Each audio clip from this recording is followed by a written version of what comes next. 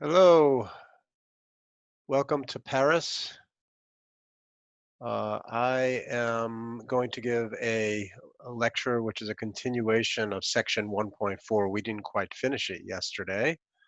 Um, and I also will send out further announcements later today concerning the MRC, the Math Tutoring Center, the Math Resource Center. And I will, at some point this week, send out your first homework assignment. After covering this material, uh, we will have been finished with chapter 1 and we'll move on to chapter 2. So let me get started. I'm going to pull up the whiteboard. Okay, so what I want to talk about is the last part of section 1.4. So 1.4 continued. And this is about the binomial theorem and its cousins. Most of you have seen some version of the binomial theorem, so this might actually be review, and that's okay. So let's recall what we defined last time, this binomial coefficient, n choose k, and that's n factorial over k factorial times n minus k factorial. I just want to note that the convention is that 0 factorial is equal to 1. There's only one way to permute the empty set. That's what that means. And if you look at the definition of the binomial coefficient with that convention, n choose 0 is n factorial over 0 factorial times n factorial. So that's going to be also 1. So n choose 0 is 1. And here's another interesting identity. You can switch the factors in the denominator, and you'll see that n choose k is equal to n choose n minus k. There's a symmetry relationship, symmetry. And what this means is selecting, say, 5 things from a set of 7 things without ordering is the same as selecting 2 things from 7 things. The things you don't choose are as if you're choosing them. Okay. And what does the binomial theorem say? It says this, that if I take the following expression, x plus y, so x and y are symbols, and I raise them to the nth power, this can be written as the following sum in sigma notation. K goes from 0 to n, the binomial coefficient n choose k, times x to the k, times y to the n minus k. So that's the standard binomial theorem. So for example, if I go up here and I do an example of x plus y to the 4th power, I get, it should give me x to the 4th. Here is 4 choose 0, which we know is 1, plus 4 choose 1.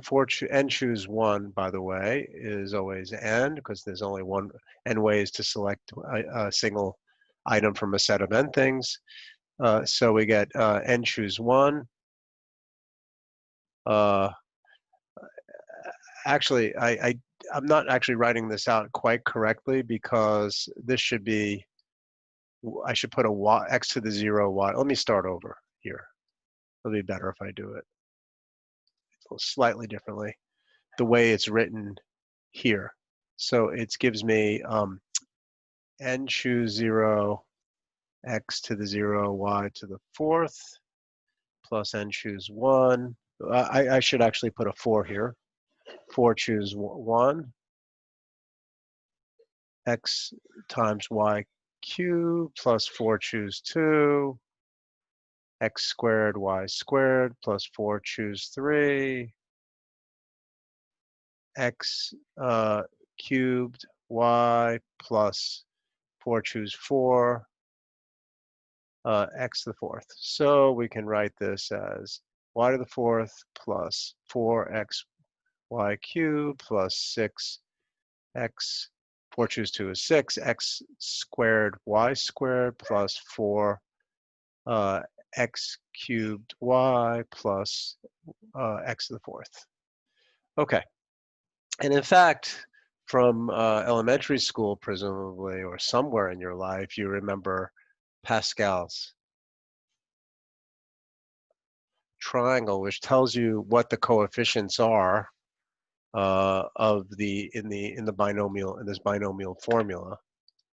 So Pascal's triangle, you can inductively get these coefficients that appear by putting 1, 1, 1. You take the two entries and add them together and put them below. So 1 plus 1 is 2, 1, 2, 1.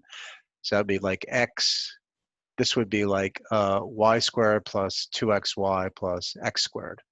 1, 3, 3, 1. 1 plus 2 is 3. 1, 4, 6, 4, 1. That's what we have over here. And so on. 1, 5, 10, 10, 5, 1. Okay, and so on. So where does this actually come from? There's actually an identity that shows that these are really binomial coefficients, and I will call this, although I don't know if people call it that, Pascal's identity.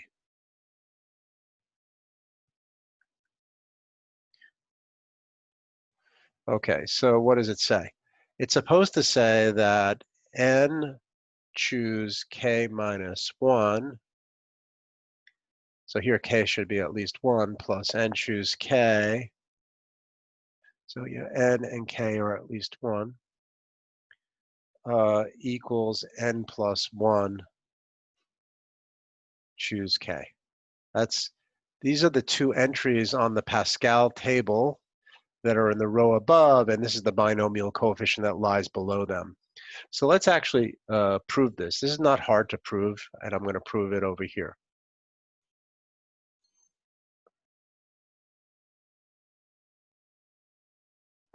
So let's take the left-hand side and write out what it is. So the left-hand side, you have n choose k minus 1. So that's n factorial divided by k minus 1 factorial times n minus the quantity k minus 1, but that's n minus k plus 1 factorial. So that's the first term on the left side. And what is the second term? That's n factorial over k factorial times n minus k factorial.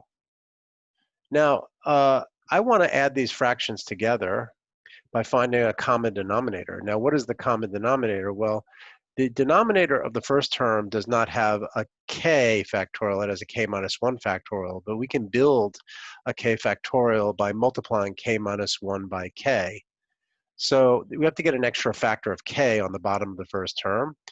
And similarly, the second term has only an n minus k factorial. We want an n minus k plus 1 factorial, so we should multiply by n minus k plus 1. So the common thing to do is to multiply.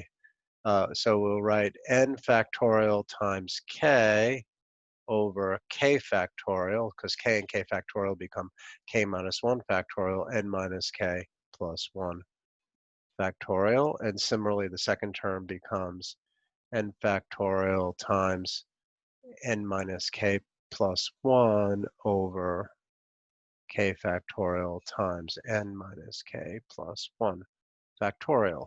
Now these will then add together, and the denominators are the same, and we can factor out an n factorial from the numerator to get k, and now what is left over? K plus n minus k plus 1, which is n plus 1 over k factorial times n minus k factorial.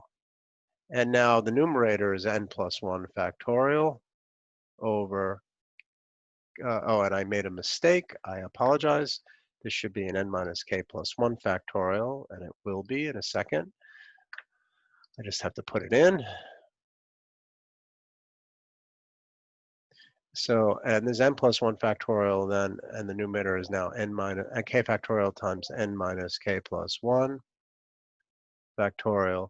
And lo and behold, what you get on is n plus 1 choose k, which is what we had to show. So we've just verified what we had to show, and that means the proof is done, but I put a black box there. So this is great. This is beautiful, and it's kind of magic in a way, right? So let me go on and do some extend this to the multinomial theorem.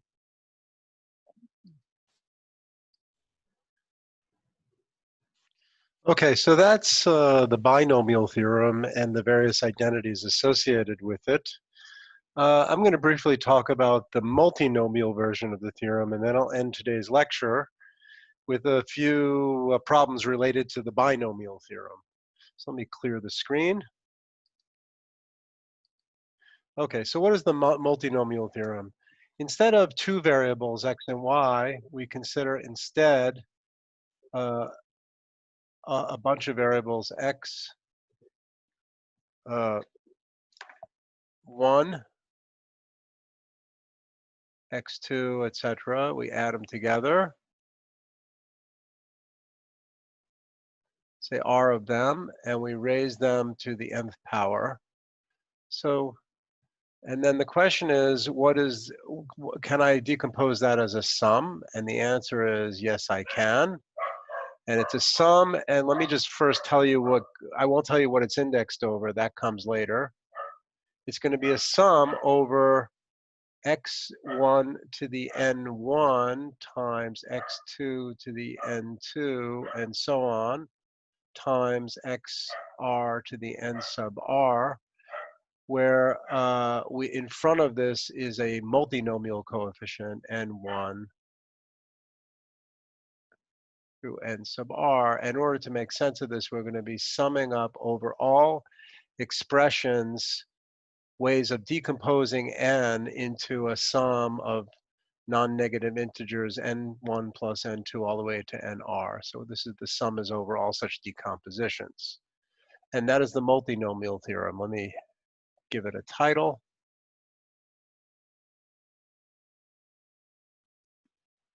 And these results can be proved by the principle of mathematical induction. I won't even try to do that here. It's not necessary for us as of yet to apply that technique. What I'd rather do is do some problems. So I'm going to do some problems in the text now. So this is 26A in the exercises section of the text of chapter 1.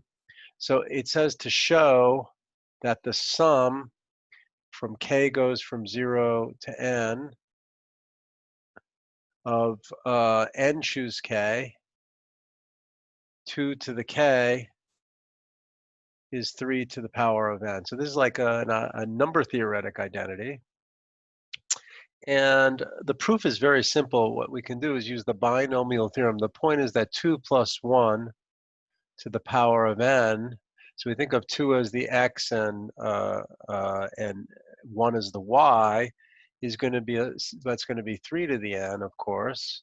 But that's also going to be, by the binomial theorem, the sum that k goes from 0 to n of n choose k, 2 to the k, 1 to the n minus k, but 1 to the n minus k is 1. So this is n choose k, 2 to the k goes from 0 to n. Okay, so that was easy. Let's try something also very easy. There's another interesting identity. It's not in the book as far as I know, probably appears somewhere. Let's consider 0 as minus 1 plus 1 to the power of n.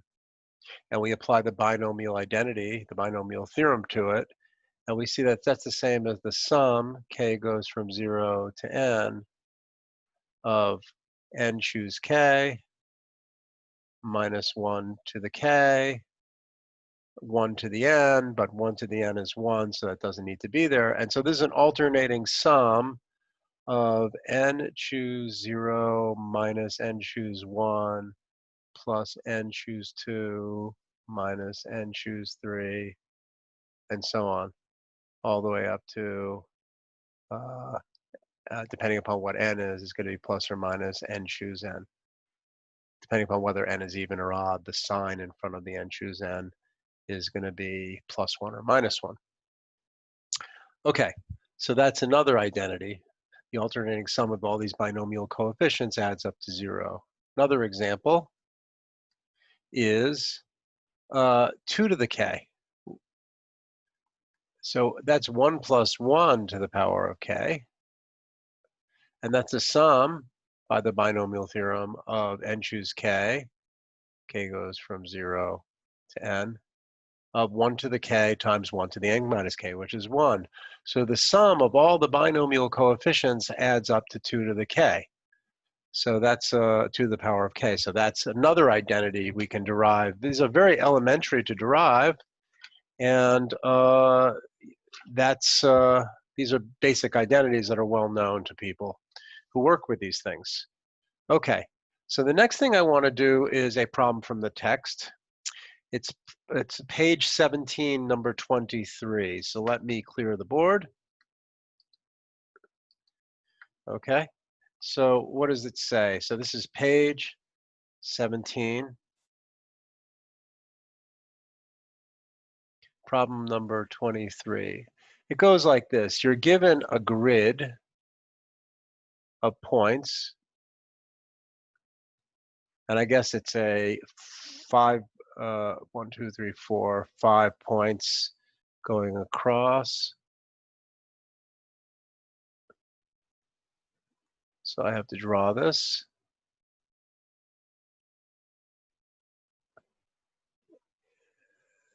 Okay, so here's the grid, and let's call this point A and this point B. And now the rule is we can jump either one step to the right or one step up. So let's say a step to the right is labeled by an X, and then a step up is labeled by a Y, okay? And the question is how many paths total are there from A to B, from the point A to the point B? So, so in order to get from A to the B, one way or another, you're going to have to make 1, 2, 3, 4 steps to the right in some order. And you have to make 3 steps up. For example, you might go do this, right? So this would be X, Y, X, X, Y, X, Y. You would have to go in that order. So it would be, you could think of that as a word, X, Y, X, X, Y, X, Y. That tells you how to get from A to B. Okay, so so now the idea is we can think of this as an experiment with seven. There are 7 slots, right, where we put the X's in. There are 4 X's always. There are 4 X's. We have to stick 4 X's in 7 slots. And then once we put the X's in, for example, X, X, X, X, if we put them here, the remainders would have to automatically be Y. And that uniquely determines the path from A to B. So in order to stick the X's in 7 slots, we have to choose 4 slots out of the 7. So the answer should be 7 choose 4 ways to do it. 7 choose 4 paths. And that's 7 factorial. We can compute that by hand. It's not hard. 4 factorial, 3 factorial, which is 7 times 6 times 5 over 3 factorial, which is the 7 factorial and the 4 factorial cancels part of the 7 factorial. So you're left with 3 factorial on the bottom, which is 6. So you get 35. So the answer is 35 paths total. Okay, so that was cool. So now suppose I select, I do this again. Okay, let me erase part of this.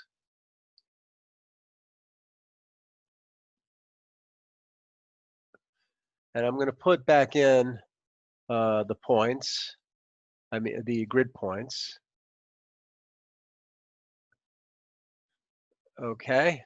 And now I'm going to consider an additional point here. So this is going to be problem number 24 I'm going to do.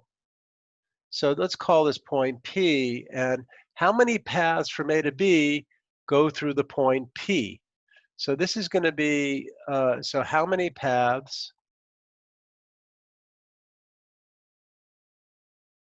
from A to B pass through the point P? That's what the problem is asking.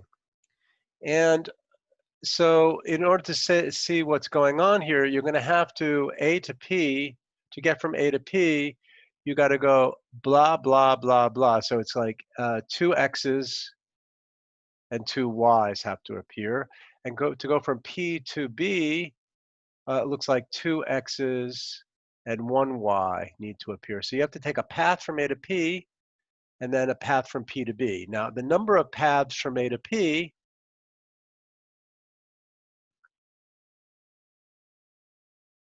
by the same reasoning that we did in the previous problem, except that we don't have 7 slots, we only have 4 slots because 2 X's and 2 Y's, you're going to get 4 choose 2 ways, such paths, but the same reasoning.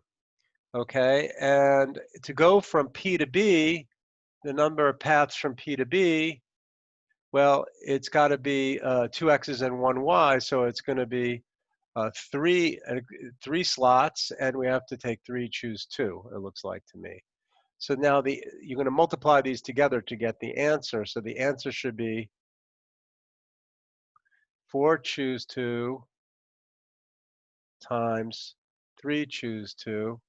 And you can work out what that is. It's 4, choose 2 is 4 times 3 over 2 times 3, choose 2, which is 3, and that looks like to me you get 18 paths which go through P. Okay, so that is the end of my lecture for today. And by the end of the week, I will be putting up your first homework assignment with a due date and all that. And so I'll keep you posted. Anyway, till next time, which will probably be tomorrow, I'm going to be recording a lecture. So cheers.